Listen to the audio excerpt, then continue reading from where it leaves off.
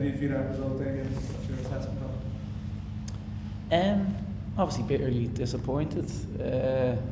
Whether we're home or away, regardless of who we're up against, we always back ourselves to get 3 points. We're at home. We've drawn, so obviously disappointed, but I think the bigger disappointment is just the manner of the performance. Didn't like it. Could smell it. Sometimes you can't articulate why you can smell it, but I did smell it, and what we've seen tonight is, yeah. What did you like about it? Certainly the first half. I spoke last week that Drogheda result, and there was no disrespect to Drogheda, that was the disappointment of it was certainly, for me, one of the worst in the 4 years. This is our 4th season.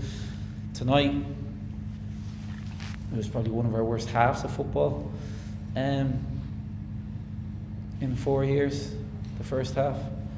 And I don't know what I don't like about us at the minute.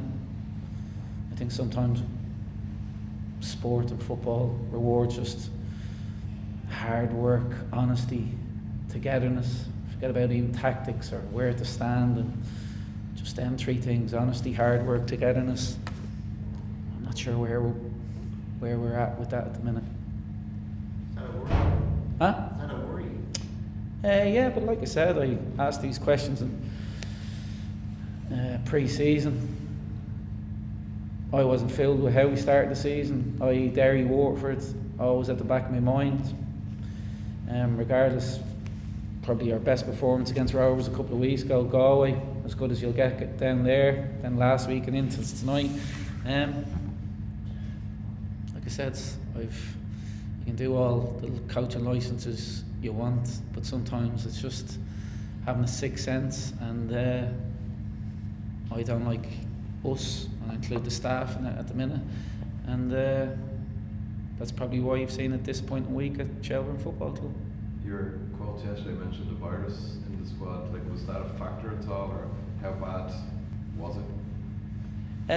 No, it certainly was bad. It was leading into Drogheda last week as well. One of our players ended up in hospital, but there was no mind games or anything yesterday. It was just an injury update with Darren. There was 20 senior football players, elite football players tonight, full of beans, ready to rock. So absolutely not a factor. Did it change your team, the bug in any way? Was anyone on the bench who was inhibited? Here, potentially you could use that reason, but not really. No, absolutely fine. So here, I'm not even going near that, the bug, the virus. It didn't impact our performance tonight.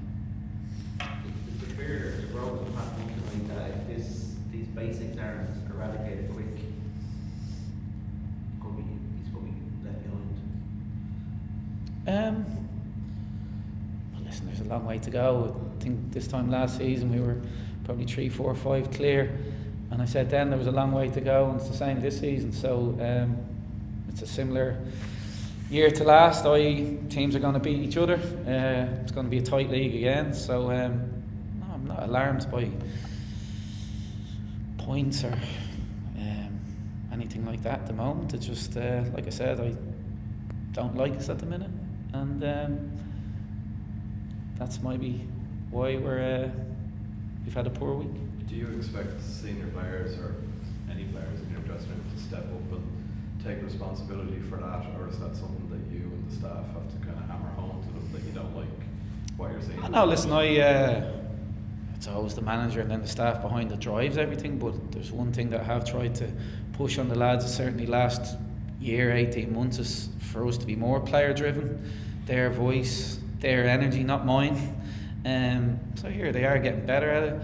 Listen, there's an amazing core group up there, and they'll be hurting, but like I said, certainly tonight in the first half, and just the feeling around, sometimes you can't put your finger on it.